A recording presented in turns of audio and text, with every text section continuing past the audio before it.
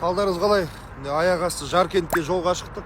Алматы облысында жүрген жерімізден кешелі бері ондаған шаруа, қоғам белсенділер хабарласып, мыңдаған тонна жүгері шіріп жерде жатыр, кеп көзбен өзіңіз көріңіз, үкіметке жеткізсеңіз деп. Жолға шықтық, не Құдай жолымызды оңғарсын. Жолда бір тоқтап болдық, Жаркентке таяқ қалдық өзі. Жаркент па, біз ар жағы ма? Панфилов ауданы дейді, Панфилов ауданына барып жатырмыз. 10-15 күннің ішінде мына бұл сұраққа жауап берем дегенше қарабет болдым дейді.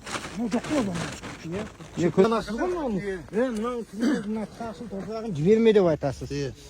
Енді мына жаңа заманауи техникамен ордық қой біз анандай дән қылып қазір. Мына жерде жатыр мына палаттың астында. Ол енді мына дән мына кашишкадан ажырағаннан кейін анау тез көгереді. Тез уже банағы неге кетеді.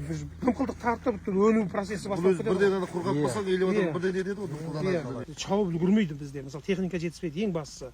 Мына бұзылды ғой енді. Мына бұзылды ғой міне осындай. Алмайды бас кейін. Мынау алаздай біреудің еңбегі міне. Көрдіңіз бе? Көрді ғой. Қытай міне тұр. Сол Қытайға шығару мына жүгеріні. Ой бұрмай қиямет қайым ғой. Рұқсат берген Қазақстан бойынша. Қазақстан бойынша 4 адам. Оның екеуі белгісіз. Біреуі банағы Берік деген жігіт Көкталда осы өңірдің азаматы. Біреуі банағы Көзиевтің несі. Сенатор ма? Сенатор Көзиевтің адамы анаған тәуелдіміз анаға екі кісіге. Бүткіл жүгерімізді апару үшін. Ананша жерден енді құр келіп кеткен болмайды ғой. Ары қарай не істейміз деген мәселе ғой. Енді жүгерінің отаны деп айтсақ болады. Осы Жаркент аймағы ауылдың аты Алмалы.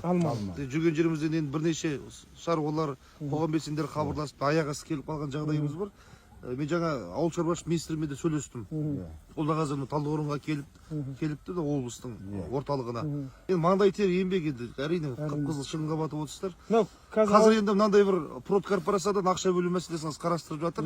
Енді ұсыныстар қабылданды, ертең премьер-министрдің алдына кіріп, сол кісінің рұқсаты керек. Бізде қазір сәлемдемелеріңізді, талаптарыңызды ол кісіге жеткіземіз.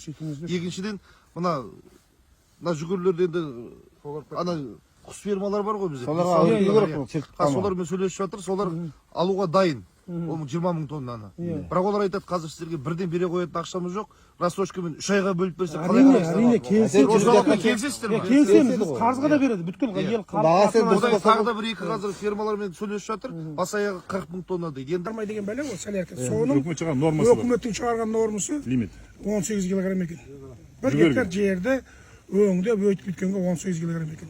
Ал бізде мына жігіттер 90 кетеді. 90 кетеді. Орып біткенше 90 сәлерке кетеді. Соның лимитін көбейтуге жұмыс жасап беріңізші бағанағы. Түндер біз келгеніңізге рахмет. Неге айтып отырсыздар бүгін Қарасайда бақанасында аралап түнде келіп отыр. Үлкен рахмет.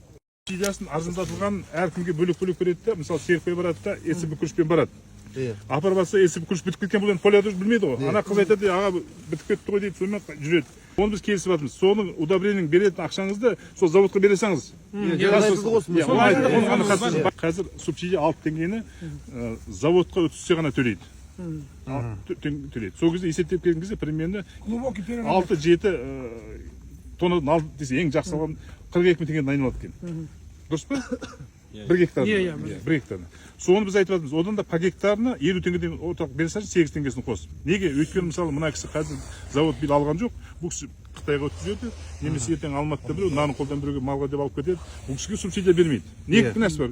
Тура соны затырады өткізді. Бұның қандай кінәсі бар? Ол кісі айтады, таңдау болу керек. Таңдау болу керек. Мен заводтың алдында тәуелді болуым керек. Мен 6 теңге үшін заводқа жалым керек. Алшы деген сияқты.